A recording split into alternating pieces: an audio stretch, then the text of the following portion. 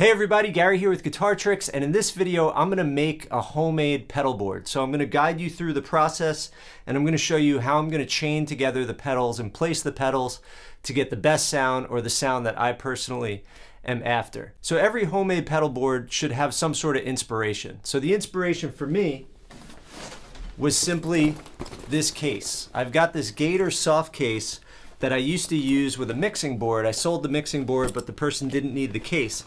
It's a super high quality case, perfect for a pretty small, not micro, but pretty small pedal board. So that's where I started. Now I already made a homemade pedal board using pegboard. You know, this is like a pegboard you can put tools on. I made it because it was lightweight, and I put some amplifier feet on the bottom just to give it some more support. But eventually I got really excited and I cracked it when I slammed on one of the pedals. So I'm using the same idea, but this time I'm using MFD board, which is kind of like a compressed recycled wood. And I got this at Home Depot. It was maybe like $5. And I cut it to size with a handsaw. You know, it was a big panel. And that's what I'm using. So I just measured it to match the case that I have. So that's it. And I'm gonna put those little amplifier feet I had on the bottom just to make it easier to pick up and so it doesn't slide around the ground. All right, so let's take a look at what I'm working with. Before we jump into this, please go ahead and click subscribe so that you get all of the latest and greatest content from Guitar Tricks. And if you wanna be notified of any new videos, make sure to hit that bell. All right, let's check it out. All right, so here's what I'm working with. Got my Velcro here where I'm gonna attach everything. Got the board. I've got these homemade risers, just little pieces of wood that I'm using to make some of the pedals higher in the back so they're easier to press. Got my utility knife for the Velcro. I've got my little patch cables. I've got this power supply, which I'm going to attach just because I have some auxiliary multi-effects pedals I sometimes plug in so that I have a plug around, 3 of them, or to charge my phone, whatever. And then I've got my MXR DC brick, so you can plug 9 pedals into this little guy, and that connects with this power supply, which I put into the first port right here. Got my connectors for that. Pedals, Full Tone Wah, Ibanez Tube Screamer Mini, Polytune, TC Electronic tuner, Fender compressor, mini compressor, Boss Distortion DS1, TC Electronic Hall of Fame reverb, Ditto looper, and Boss Super Octave. I might not be able to use all these pedals. These 2 pedals here I only use when I'm doing solo looping. I don't use in a band context. So I might leave these out of the board. We'll see how much room I can make given what I have today. If I run out of room, I might want to consider getting cables that are a little more space efficient and allow the pedals to really kind of go right up against each other. So let's talk about placement and signal chain.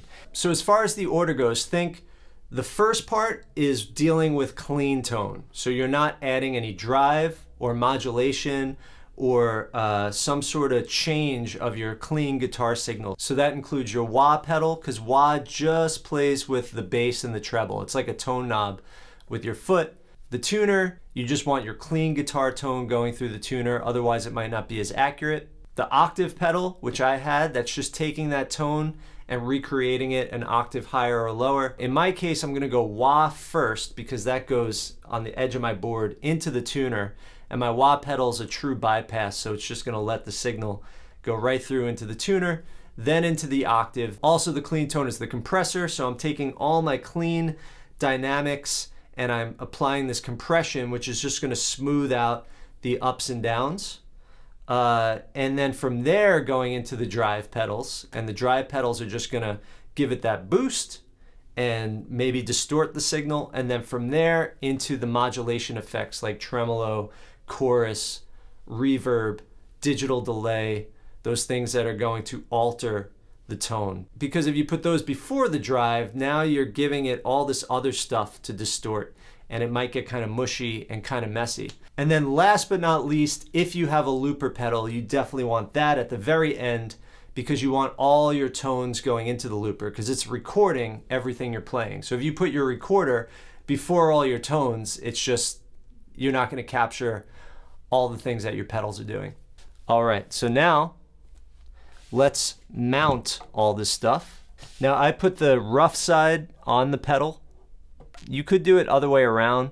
I just prefer it that way. When you buy a lot of those massive pedal boards, it's covered in the soft side. So I just follow that. Before I mount the other ones, I'm gonna make sure everything fits. This, I just know exactly where I want my wah, and it's not negotiable.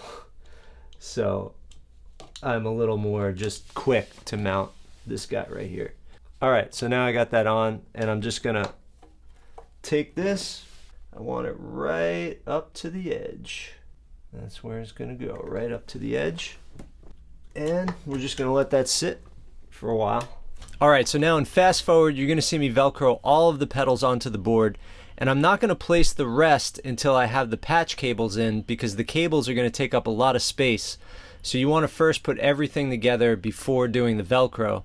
But what you could also do, which I do on the bottom, is just put big long strips of Velcro across the whole board so that you can put the pedals wherever you want and you could switch them around at any time. So it all depends on how much Velcro you have. And now the true test. Can I lift it up without anything falling off? Yep, that's it. That's what's cool about Velcro, especially this industrial strength. These aren't going anywhere. If you've got a professional pedal board, there's space underneath to put a power supply like a Voodoo Labs, Voodoo Power. That's kind of the industry standard.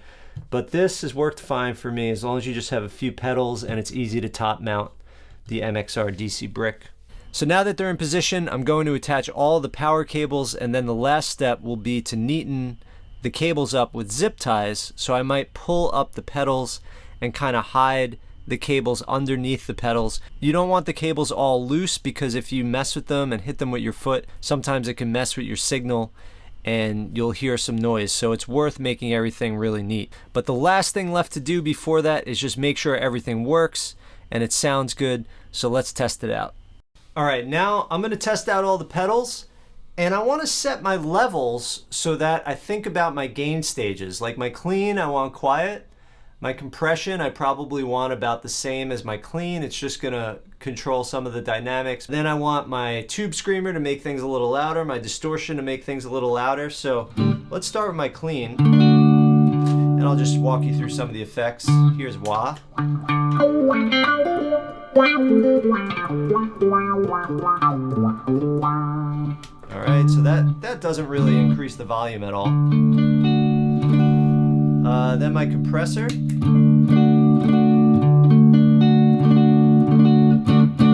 I kind of thicken things up. I'm just gonna make the EQ up a little bit. So it just kind of smooths things out. As opposed to, more dynamics there, as opposed to just smooths it out. All right, now on to, let's see, my octave.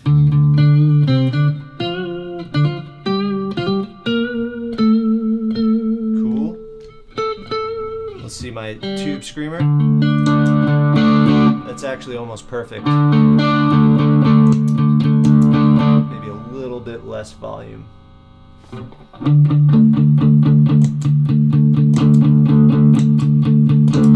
Actually, I had it perfect.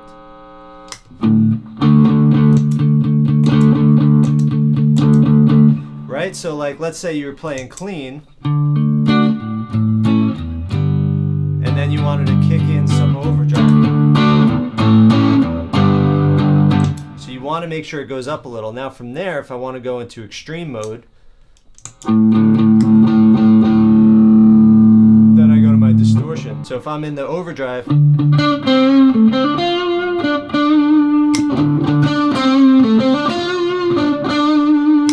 I kick it one notch up with the distortion, so maybe even a little more volume on that.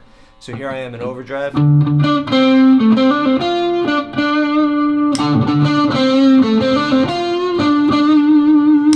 YouTube has its own compressor, so you might not even hear the volume boost. And then finally, reverb.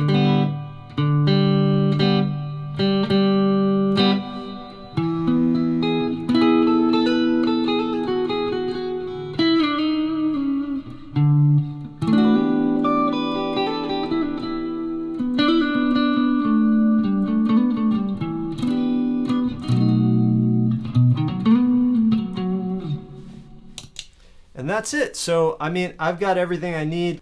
As far as digital delay, I have a multi-effects that I plug in.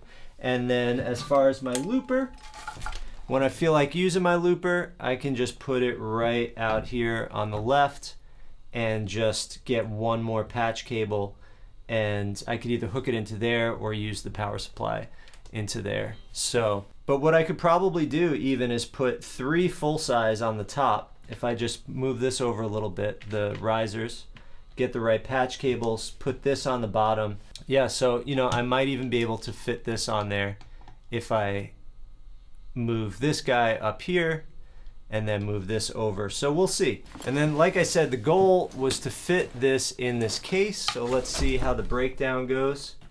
This will go on top. These cables, like I said, I'm going to zip tie as a last step.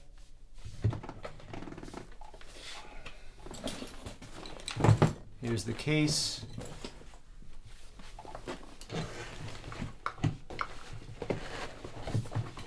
Perfect.